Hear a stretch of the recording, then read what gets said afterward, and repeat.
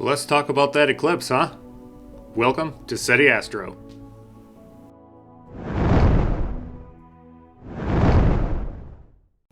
Leading up to the eclipse, I did get a full solar disk image with my Quark Daystar mounted on a 50mm guide scope, and I'm using the ASI 174mm.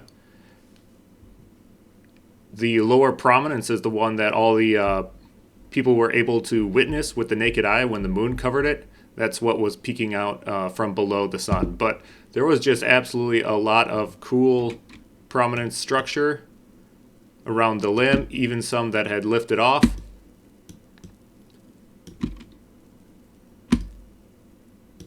And some flare activity here right in the core where the sunspot is. I also captured a nice white light image of the sun with my main imaging setup, my Orion 120 ST, with an ND filter on it. The nice prominent sunspot there and off to the side.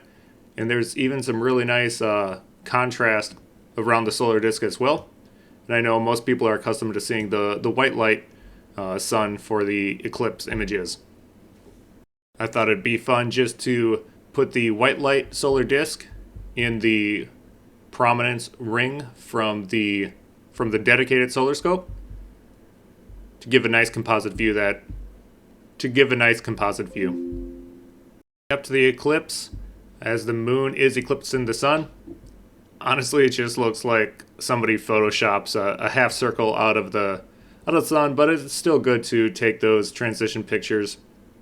Doing the inverted solar image like I'm doing here does give a bright after effect as the moon is moving across the sun. Here's just a more traditional white light filter as the moon is moving across the solar disk. Here's two different exposures I took during totality for the corona. I did do a shorter one to show some of the enclosed coronal loops happening around the edge. There was a lot of cool prominence details. These were the spots that you could see with the naked eye sticking down. And then a longer exposure to show the breadth of the corona stretching out from the sun. If anybody saw it in person, it was very spectacular to see how far the corona really did stretch away from the sun. Many solar diameters away. It was just breathtaking. To really pull out detail in the corona, you may want to apply a Larsen-Cecchinina filter.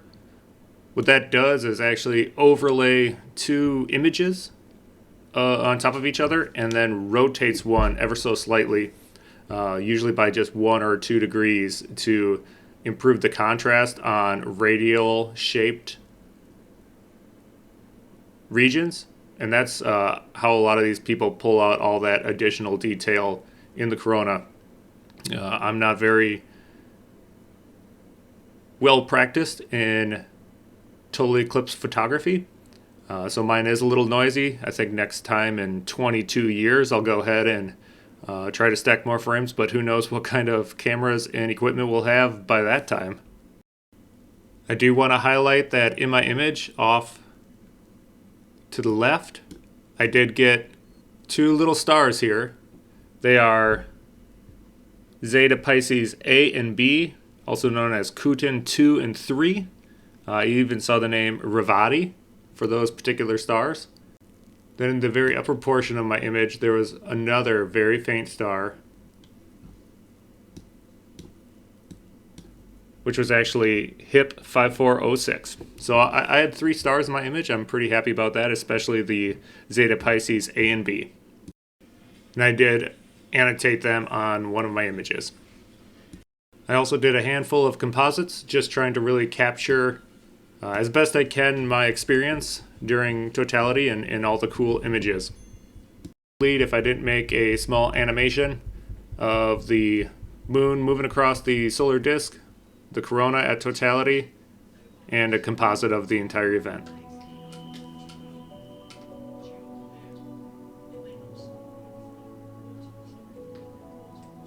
I've also updated my website, setiastro.com. You can find the eclipse underneath the solar system section. I have all the images clickable, which will take you to full resolution images that you can download. The actual movie of the animation, some annotations, and just some fun composites. I hope you liked the video and a brief look at the images I was able to capture. I hope you all had a wonderful experience during the eclipse and you were able to see something or share some time with your friends and family. Please comment, like, and subscribe.